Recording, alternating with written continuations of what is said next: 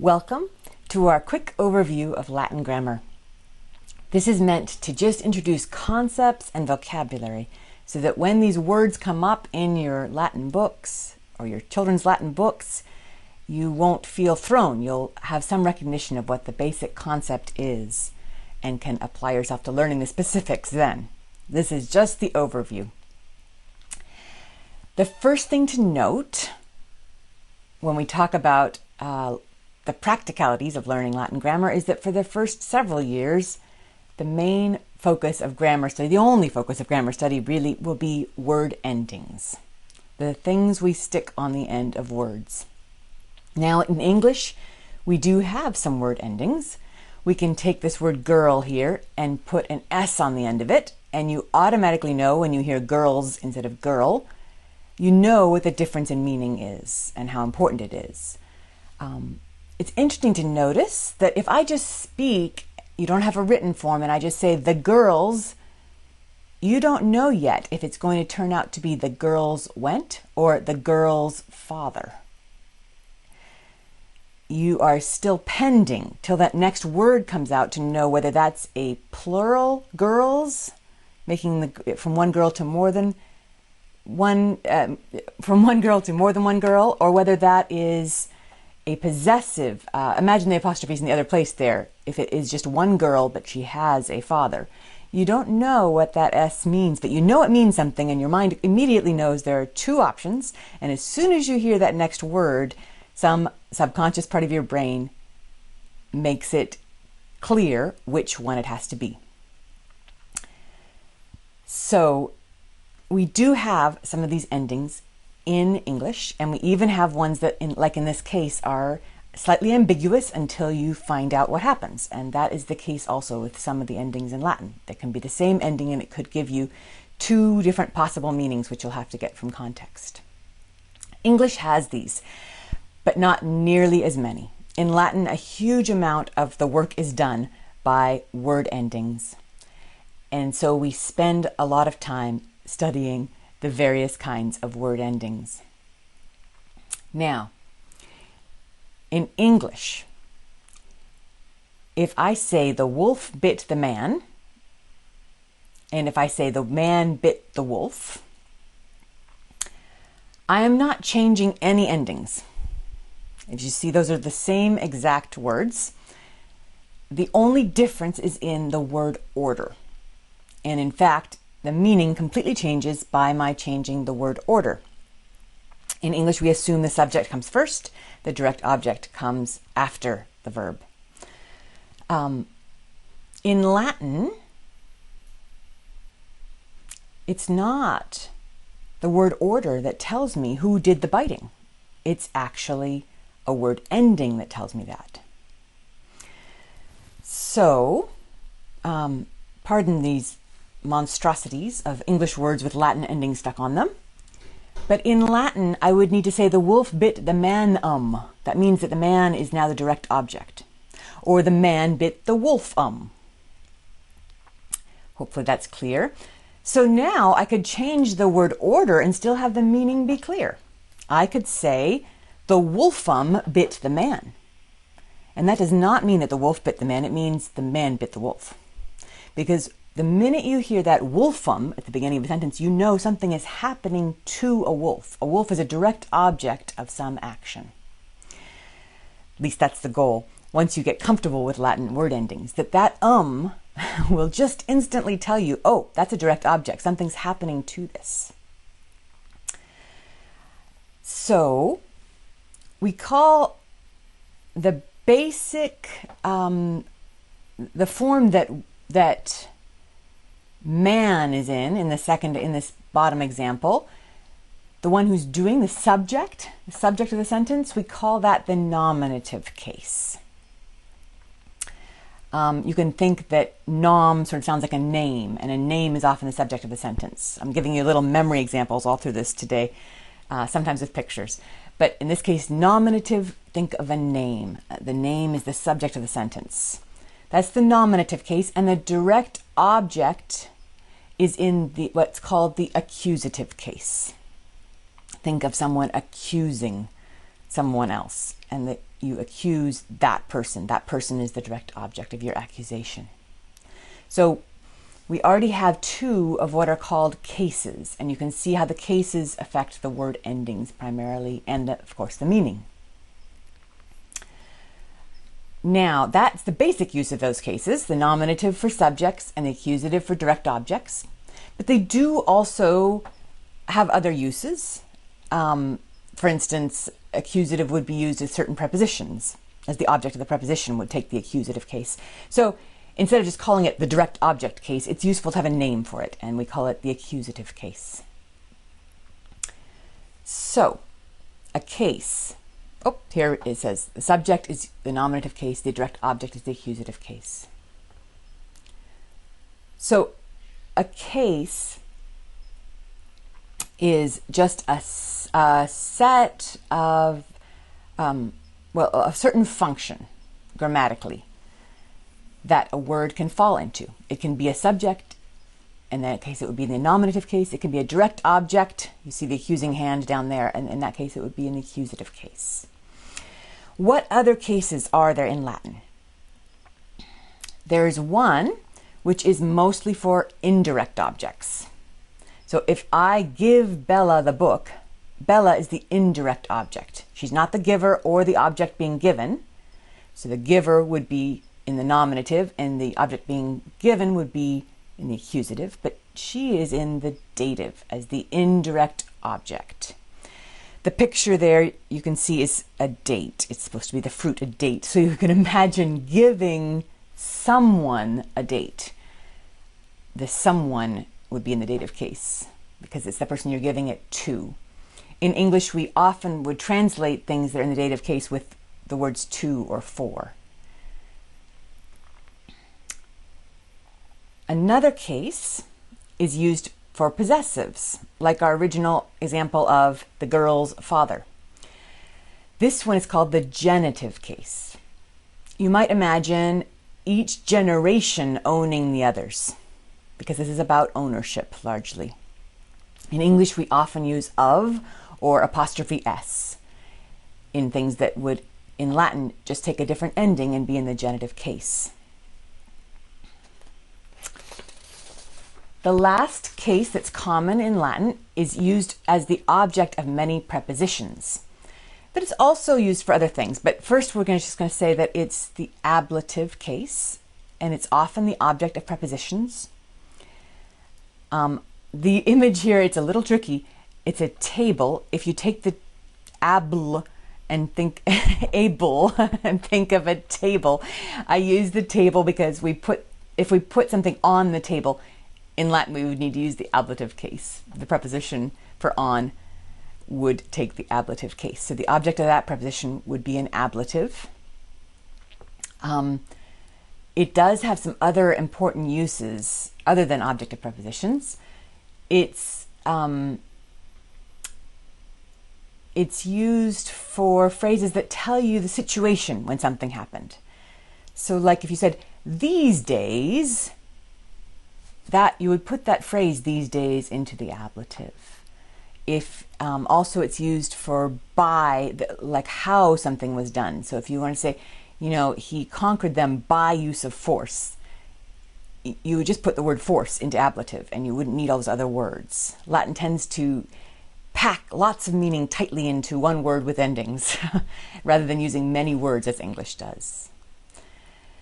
So when you see charts of the endings of nouns in your books, in Latin books that you're studying, they will usually have these 5 cases. In American books, this is the order they'll be in.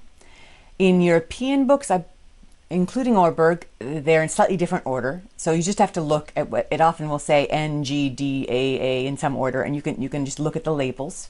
But this is what it's showing when it gives you a chart.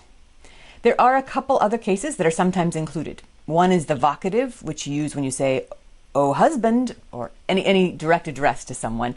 You put them into the vocative. It usually looks like the nominative, but every now and then there are special cases where it shows up as different. And the other is called the locative, which is used very occasionally for location.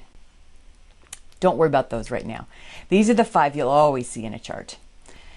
So now, when we take a noun and put all of its different endings onto it, like this, as you see in this picture, that is called declining the noun, or adjective. You can do this to an adjective too. So you can picture, this is supposed to be a picture of a hill, and you are declining, you're going down the hill, you're declining. This is a memory picture. I'm hoping to help with remembering the term declining. We decline a noun by putting it through all its endings like this: ursus, ursi, urso, ursum, urso, and all the plural versions of those. Now, families of words that all decline the same way are called declensions. There are 5 that we'll learn in Latin, and they're just called first declension, second declension, third declension, fourth declension, fifth declension. Here is an example. Here are the endings for first declension words and for second declension words, and down at the bottom you see some of the words in that family. Just 3 examples each. So you can see that there are some similarities, but in general, you're learning different sets, different patterns. This looks like an overwhelming amount of data if you're trying to just memorize all the endings. 10 endings for each of 5 declensions. But the truth is, you're helped along by the fact that you have a deep God-given grammar maker in your head. And when you see examples and understand them, you start to remember them, building from the specific up into the general of knowing this kind of pattern. But when you come to your book and it says, now we're learning second declension endings, now you know what that means. It means we're learning which of these endings you use to create the different meanings, to create the different cases for different word families. As well as declension, nouns in Latin always have a gender: masculine, feminine, or neuter. Even words that don't have any obvious gender affiliation to us, like table, which is mensa, have a gender linguistically in the language. So mensa is feminine, even though I see nothing particularly feminine about a table. You just have to learn those because that's how the language works. Adjectives always match, always agree with their noun in both gender and case. So if you have the word puella for girl, she cannot be a puella leitus because that's a masculine ending. She has to be puella leita. And if she's in the dative, because she's receiving a date that's being given to her, you have to say puelle leite. So the adjective always matches the noun, not always exactly the same ending as you'll find, but always the same gender and the same case. So far we've been looking at the endings for nouns and adjectives, but of course there are also endings for verbs. We do have a few different endings for verbs in English, or versions of verbs. So we have I dance, but she dances. And those differences that I said just there are differences of person. You have I versus she. So here are the possible persons. There are 3, and then singular and plural. So first person singular is what we call the I. First person plural is what we call we. Second person singular is you, and second person plural is you guys, you all. You get the point. So first, second, and third. So sometimes you'll just see maybe the number 1 and a P, and that means first plural, if your book was being particularly confusing. And so you need to know that is the we form is what you want, the form for first plural. We also have different tenses. So in English, we have different things for this too. We can say I danced, but yesterday I danced with a D on the end. So in Latin, we have a lot of the same tenses that we have in English, obviously. Latin will tend to use far fewer helping verbs. It's all about endings. Lots of endings. There are a few places where they're helping, but you'll find it's a lot of endings. So she loves amat, but she loved amavit. These are different tense words I'm giving you here, and they'll be in the handout for reference. Obviously, we know present. The simple past that we use is called perfect. The sort of progressive past, imperfect, she used to love, or when she was loving. Future, pluperfect, she had loved. Future perfect, she will have loved. Those are all tenses. And in Latin, we of course learn the endings that go with these tenses. Also, the verbs have voice and mood. There's really only two options for each. There's the active voice and the passive voice. So in English we say she is loved. We use a participle with a helping verb. In Latin, there's just an ending for that. Amatur means she is loved, or he is loved. There's also mood, subjunctive mood. This is almost gone in English. We still have if I were instead of if I was. And that's a tiny bit of this left, perhaps. It's a little hard sometimes to translate the Latin subjunctive, but things that aren't quite reality at this time often go into subjunctive. So sometimes you'll translate she would love, or she should love, had she loved. Those kinds of things go in subjunctive mood. So we learn sets. We don't necessarily memorize them, but we learn to understand various endings that produce that subjunctive kind of mood, that you're saying that this is not necessarily factual. Verbs also fall into families. Just like nouns and adjectives had declensions, we took them through their paces, putting them down the hill, declensions. The verbs have what are called conjugations. When you take a verb through its endings, you are conjugating the verb. So as a memory focus for that, I thought of verbs marrying. Think of our English word conjugal. They're sort of marrying their different meanings, their different endings. So a certain verb will be in the first conjugation, and the first singular, the I, will be amo. The second singular, you, amas. The third singular, he or she or it, amat. These endings give you all the information you need.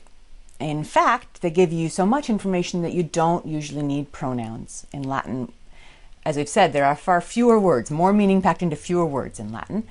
And they usually leave out the pronouns. We see this somewhat in Spanish, where I believe you can often, if you have a word ending in the O ending, you don't have to say the yo. It's always true in Latin. You never have to say the pronoun. When you put in a pronoun, it's sort of for extra emphasis. So that is an introduction to conjugating verbs. We have covered a lot of ground in just a few minutes.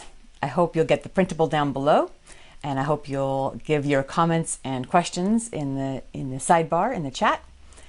And I hope that this gives you some confidence as you meet these terms in books and as you help your child plow into the study of all the endings of Latin, knowing what kind of meanings those endings can have. Valete.